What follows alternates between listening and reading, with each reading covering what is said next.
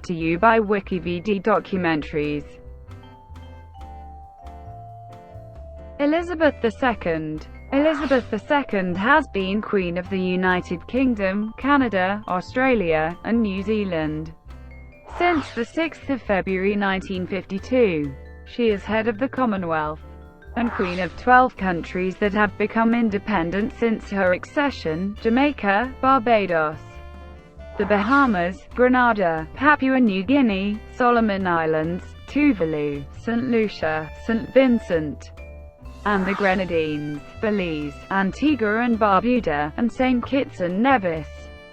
Elizabeth was born in London as the elder child of the Duke and Duchess of York, later King George VI and Queen Elizabeth, and she was educated privately at home.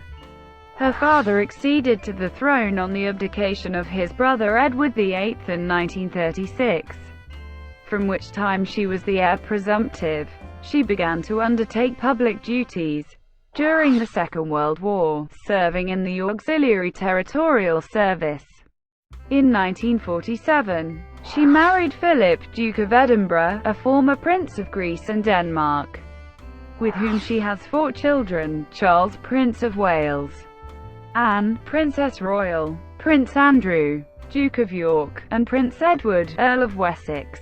Elizabeth's many historic visits and meetings include a state visit to the Republic of Ireland, and visits to her from 5 popes. She has seen major constitutional changes, such as devolution in the United Kingdom, Canadian patriation, and the decolonization of Africa. She has reigned through various wars and conflicts involving many of her realms. She is the world's oldest reigning monarch as well as Britain's longest-lived. In 2015, she surpassed the reign of her great-great-grandmother, Queen Victoria, to become the longest-reigning British monarch and the longest-reigning queen regnant and female head of state in world history. In October 2016, she became the longest currently reigning monarch and head of state following the death of King Bhumibol Adulyadej of Thailand. Times of personal significance have included the births and marriages of her children, her coronation in 1953, and the celebration of milestones such as her silver, golden, and diamond jubilees in 1977, 2002, and 2012, respectively. In 2017, she became the first British monarch to commemorate a sapphire jubilee. Moments of sadness for her include the death of her father in 1952 at age 56, the assassination of Prince Philip's uncle Lord Mountbatten in 1979, the breakdown of her children's marriages in 1992, the death in 1997 of her son's former wife, Diana, Princess of Wales, and the deaths of her mother and sister in 2002. Elizabeth has occasionally faced Republican sentiments and press criticism of the royal family. However, support for the monarchy remains high, as does her personal popularity. Early life. Elizabeth was born at 240 on the 21st of April 1926, during the reign of her paternal grandfather, King George V. Her father, Prince Albert, Duke of York, was the second son of the king. Her mother, Elizabeth, Duchess of York, was the youngest daughter of Scottish aristocrat Lord Bowes-Lyon, 14th Earl of Strathmore. In Kinghorn, she was delivered by caesarean section at her maternal grandfather's London house, 17 Bruton Street, Mayfair. She was baptised by the Anglican Archbishop of York, Cosmo Gordon Lang, in the private chapel of Buckingham Palace on the 29th of May, and named Elizabeth after her mother, Alexandra after George Versa's mother, who had died 6 months earlier, and Mary after her paternal grandmother, called Lilibet by her close family. Based on what she called herself at first, she was cherished by her grandfather George V, and during his serious illness in 1929 her regular visits were credited in the popular press and by later biographers with raising his spirits and aiding his recovery. Elizabeth's only sibling, Princess Margaret, was born in 1930. The two princesses were educated at home under the supervision of their mother and the governess, Marion Crawford, who was casually known as Crawfie. Lessons concentrated on history, language, literature, and music. Crawford published a biography of Elizabeth and Margaret's childhood years entitled The Little Princesses in 1950, much to the dismay of the royal family. The book describes Elizabeth's love of horses and dogs, her orderliness, and her attitude of responsibility. Others echoed such observations. Winston Churchill described Elizabeth when she was 2 as a character. She has an air of authority and reflectiveness astonishing in an infant. Her cousin Margaret Rhodes described her as a jolly little girl, but fundamentally sensible and well-behaved. Heir presumptive. 1933. During her grandfather's reign, Elizabeth was third in the line of succession to the throne, behind her uncle Edward, Prince of Wales, and her father, the Duke of York. Although her birth generated public interest, she was not expected to become queen, as the Prince of Wales was still young. Many people believed that he would marry and have children of his own. When her grandfather died in 1936, and her uncle succeeded as Edward VIII, she became second in line to the throne after her father. Later that year, Edward abdicated after his proposed marriage to divorced socialite Wallis Simpson provoked a constitutional crisis. Consequently, Elizabeth's father became king, and she became heir presumptive.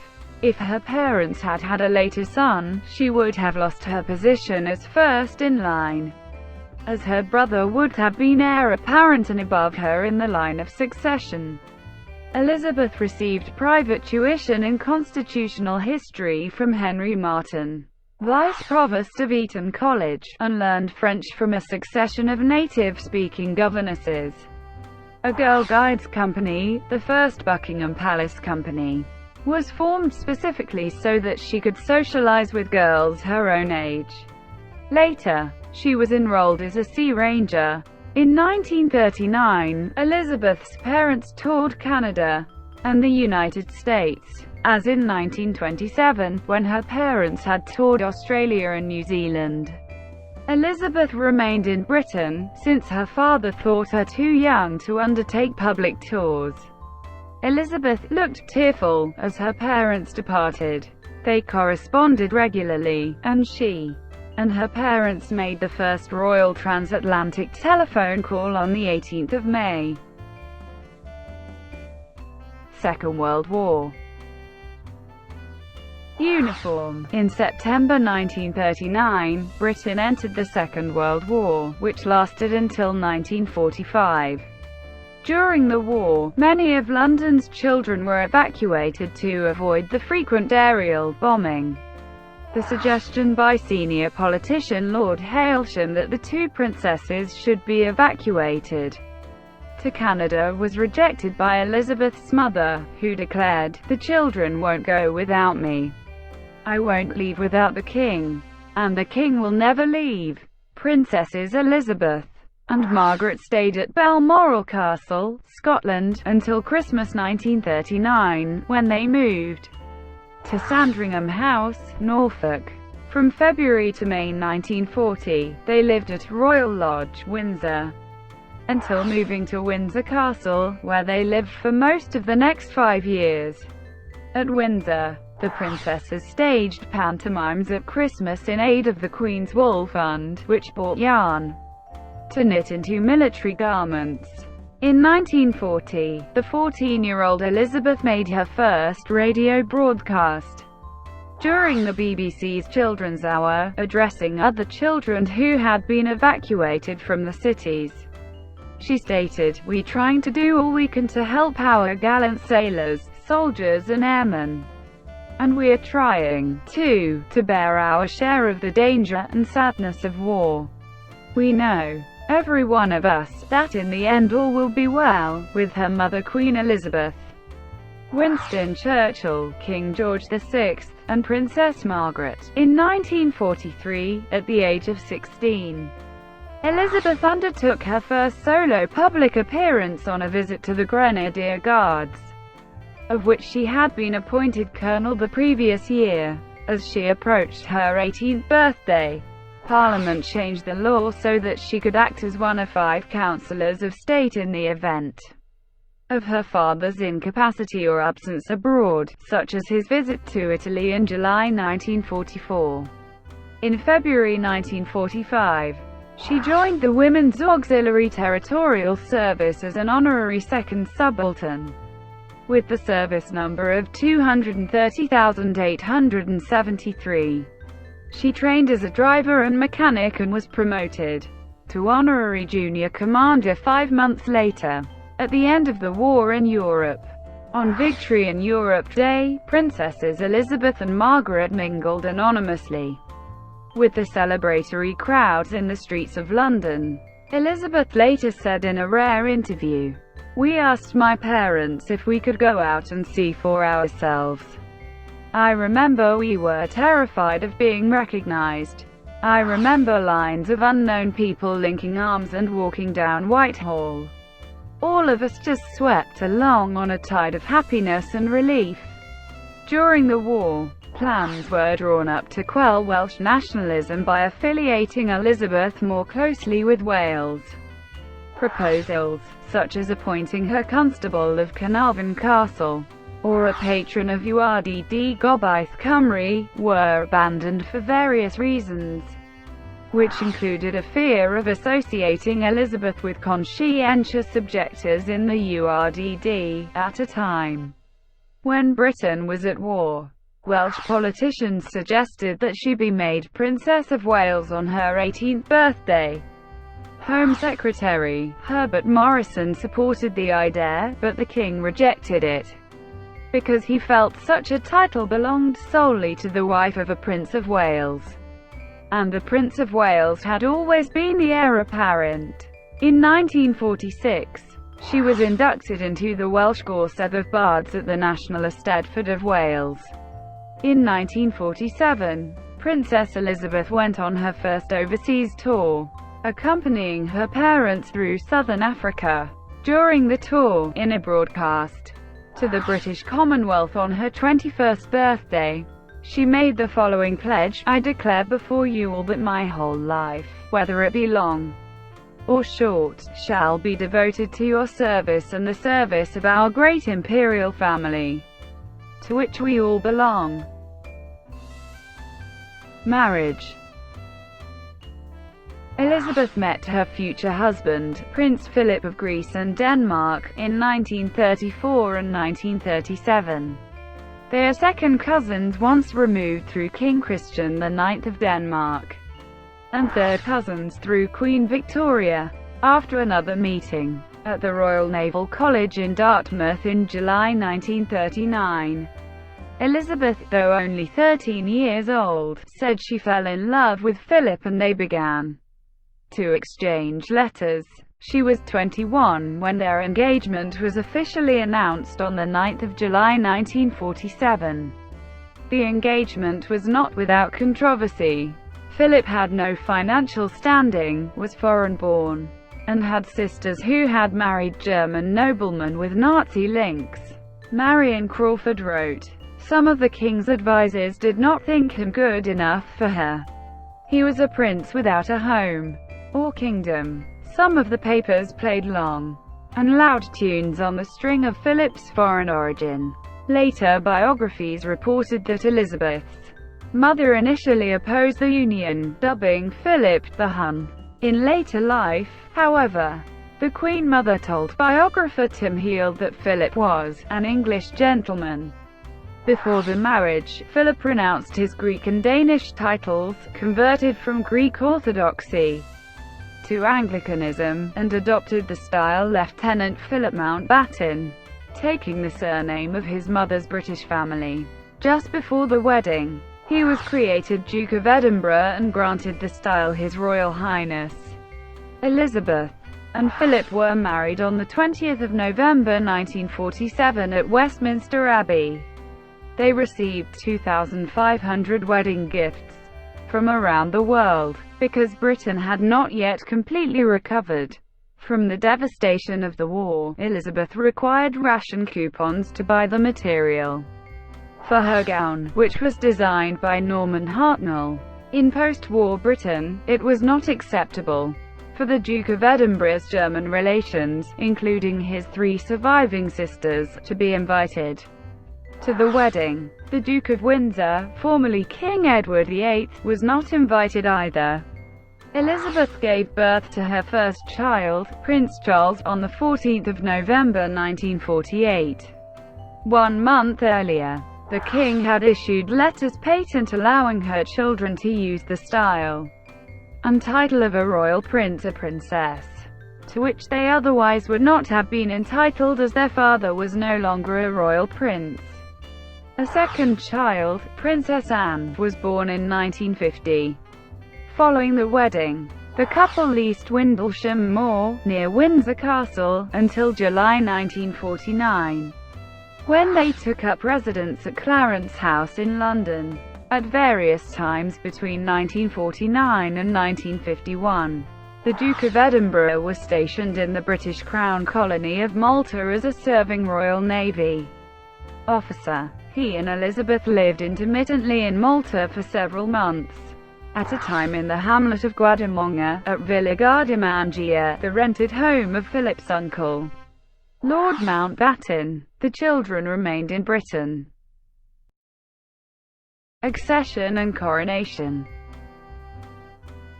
During 1951, George VI's health declined and Elizabeth frequently stood in for him at public events.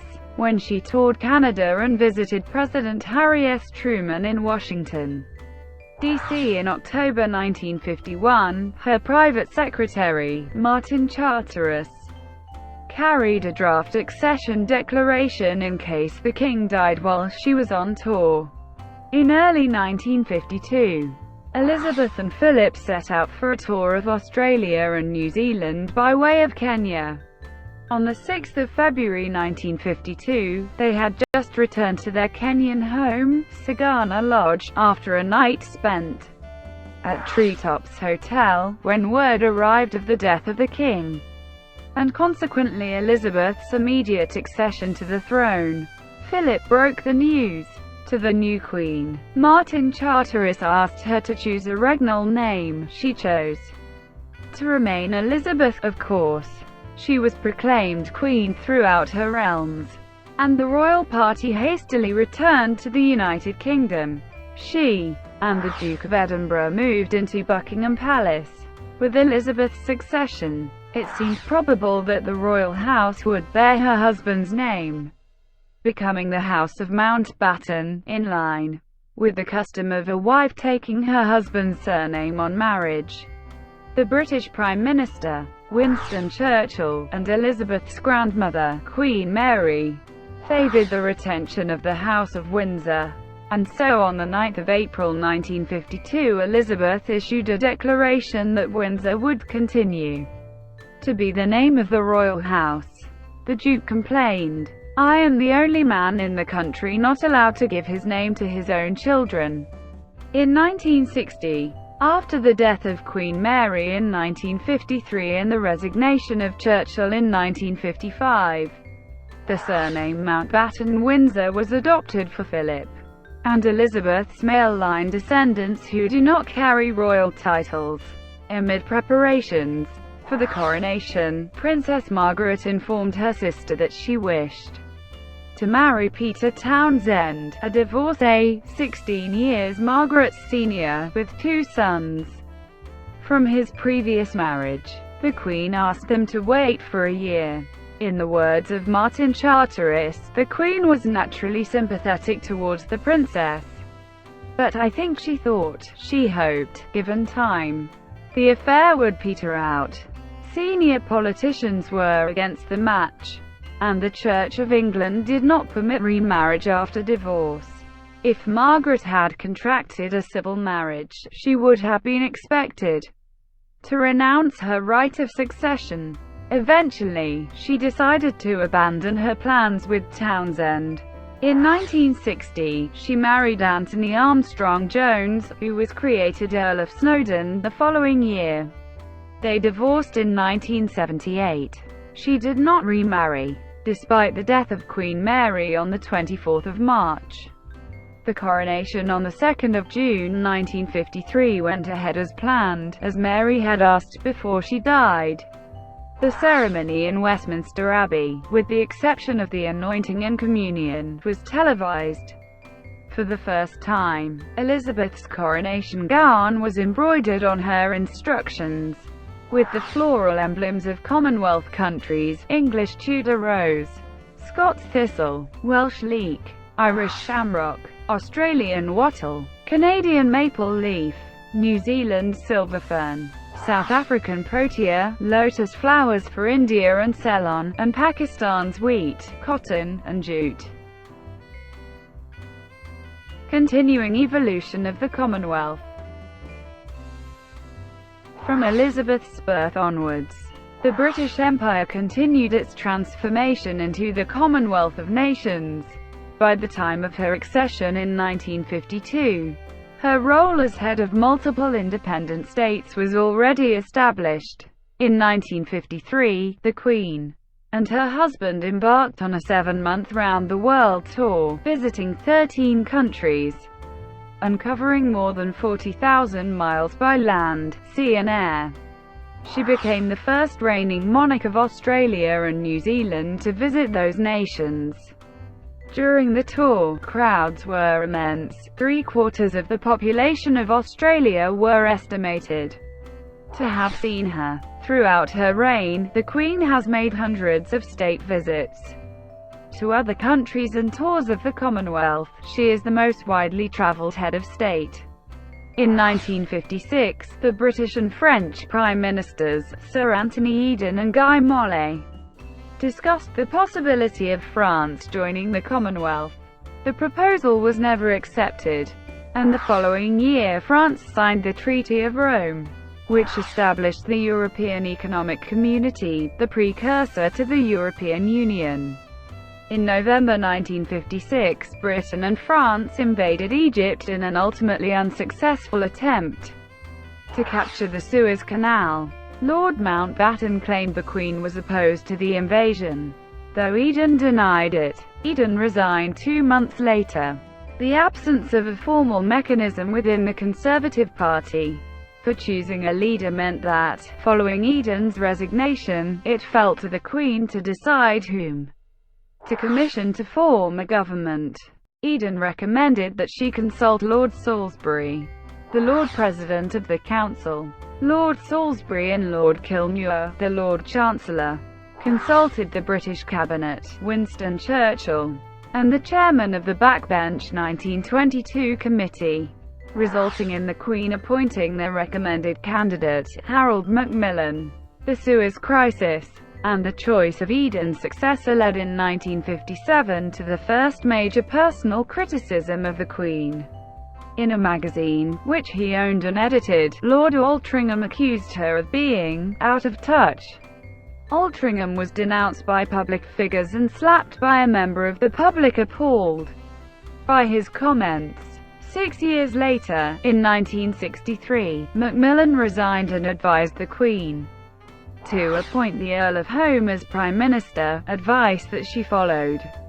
The Queen again came under criticism for appointing the Prime Minister on the advice of a small number of ministers, or a single minister. In 1965, the Conservatives adopted a formal mechanism for electing a leader, thus relieving her of involvement. In 1957, she made her state visit to the United States, where she addressed the United Nations General Assembly on behalf of the Commonwealth. On the same tour, she opened the 23rd Canadian Parliament, becoming the first monarch of Canada to open a parliamentary session. 2 years later, solely in her capacity as Queen of Canada, She revisited the United States and toured Canada. In 1961, she toured Cyprus, India, Pakistan, Nepal, and Iran. On a visit to Ghana the same year, she dismissed fears for her safety, even though her host President Kwame Nkrumah, who had replaced her as head of state, was a target for assassins. Harold Macmillan wrote, "The Queen has been absolutely determined all through. She is impatient of the attitude towards her to treat her as a film star. She has indeed the heart and stomach of a man. She loves her duty and means to be a queen." Before her tour through parts of Quebec in 1964, the press reported that extremists within the Quebec separatist movement were plotting Elizabeth's assassination. No attempt was made, but a riot did break out while she was in Montreal. The Queen's calmness and courage in the face of the violence was noted.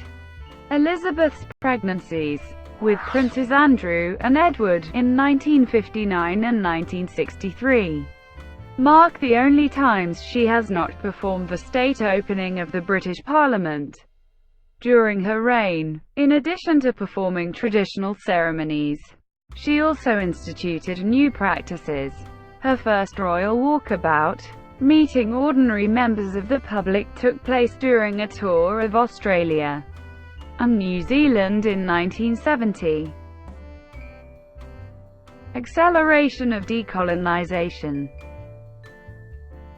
And First Lady Pat Nixon, 1970. The 1960s and 1970s saw an acceleration in the decolonization of Africa and the Caribbean.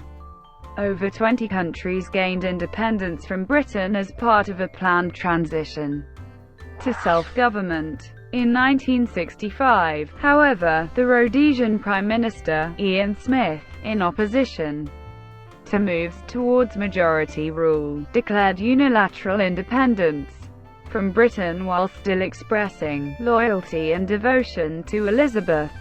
Although the Queen dismissed him in a formal declaration, and the international community applied sanctions against Rhodesia, his regime survived for over a decade. As Britain's ties to its former empire weakened, the British government sought entry to the European Community, a goal it achieved in 1973. In February 1974, the British Prime Minister, Edward VIII, advised the Queen to call a general election in the middle of her tour of the Austronesian Pacific Rim, requiring her to fly back to Britain. The election resulted in a hung parliament. Heath's Conservatives were not the largest party, but could stay in office if they formed a coalition with the Liberals. Heath only resigned when discussions on forming a coalition foundered, after which the Queen asked the leader of the opposition, Labour's Harold Wilson, to form a government. A year later, at the height of the 1975 Australian constitutional crisis, the Australian Prime Minister, Gough Whitlam, was dismissed from his post by Governor-General Sir John Kerr, after the opposition-controlled Senate rejected Whitlam's budget proposals. As Whitlam had the majority in the House of Representatives, Speaker Gordon Scholes appealed to the Queen to reverse Kerr's decision. She declined, stating that she would not interfere in decisions reserved by the Constitution of Australia for the Governor-General. The crisis fueled Australian republicanism. Silver Jubilee. In 1977, Elizabeth marked the Silver Jubilee of her accession. Parties and events took place throughout the Commonwealth, many coinciding with her associated national and Commonwealth tours. The celebrations reaffirmed the Queen's popularity, despite virtually coincident negative press coverage of Princess Margaret's separation from her husband. In 1978, the Queen endured a state visit to the United Kingdom by Romania's communist dictator, Nicolae Ceausescu, and his wife, Elena. Though privately she thought they had blood on their hands. The following year brought two blows. One was the unmasking of Anthony Blunt, former surveyor of the Queen's pictures, as a communist spy. The other was the assassination of her relative and in-law Lord Mountbatten by the Provisional Irish Republican Army. According to Paul Martin, Sr., by the end of the 1970s the Queen was worried that the Crown had little meaning for Pierre Trudeau, the Canadian Prime Minister. Tony Benn said that the Queen found Trudeau rather disappointing. Trudeau's supposed republicanism seemed to be confirmed by his antics, such as sliding down banisters at Buckingham Palace and pirouetting behind the Queen's back in 1977, and the removal of various Canadian royal symbols during his term of office. In 1980, Canadian politicians sent to London to discuss the patriation of the Canadian Constitution found the Queen better informed than any of the British politicians or bureaucrats. She was particularly interested after the failure of Bill C-60, which would have affected her role as head of state. Patriation removed the role of the British Parliament from the Canadian Constitution, but the monarchy was retained. Trudeau said in his memoirs that the Queen favoured his attempt to reform the Constitution and that he was impressed by the grace she displayed in public and the wisdom she showed in private. 1980s. At the 1986 Trooping the Colour ceremony during the 1981 Trooping the Colour ceremony, 6 weeks before the wedding of Charles, Prince of Wales, and Lady Diana Spencer, 6 shots were fired at the Queen from close range as she rode down the mall on her horse. Burmese police later discovered that the shots were blanks. The 17-year-old assailant, Marcus Sargent, was sentenced to 5 years in prison and released after 3. The Queen's composure and skill in controlling her mount were widely praised. From April to September 1982, the Queen was anxious, but proud of her son, Prince Andrew, who was serving with British forces during the Falklands War. On the 9th of July, the Queen awoke in her bedroom at Buckingham Palace to find an intruder, Michael Fagan, in the room with her. In a serious lapse of security, assistance only arrived after 2 calls to the palace police switchboard. After hosting U.S. President Ronald Reagan at Windsor Castle in 1982 and visiting his California ranch in 1983, the Queen was angered when his administration ordered the invasion of Grenada, one of her Caribbean realms, without informing her. Intense media interest in the opinions and private lives of the royal family during the 1980s led to a series of sensational stories in the press, not all of which were entirely true.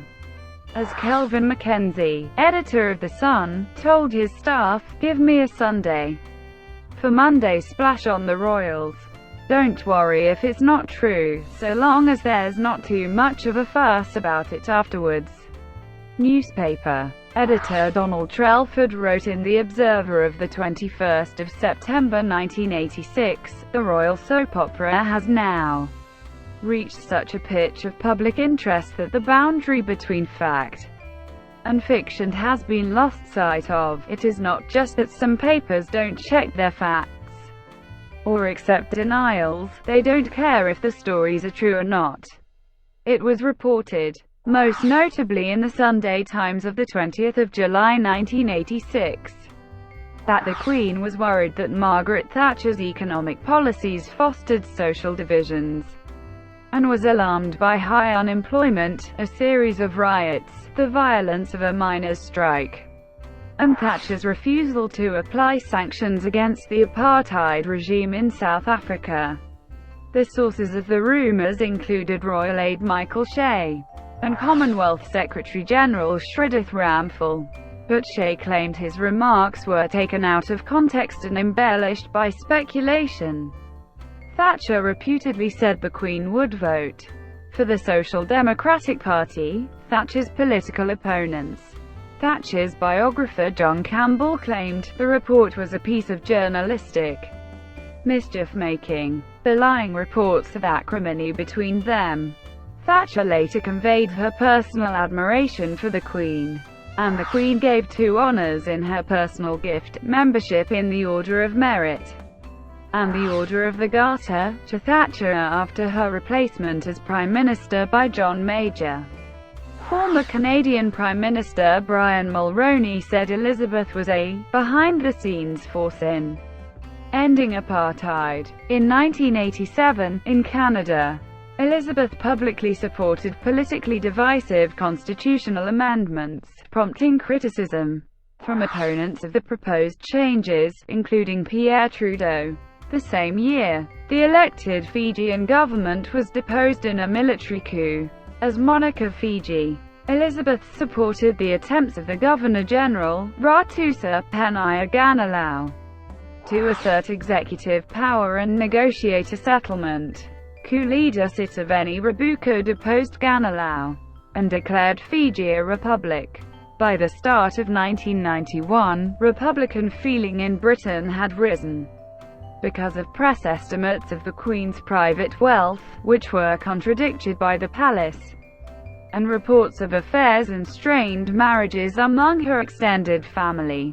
The involvement of younger members of the royal family in the charity game show It's a Royal Knockout was ridiculed, and the Queen was the target of satire. Thank you for watching. Brought to you by WikiVidi Documentaries. Please like and subscribe below.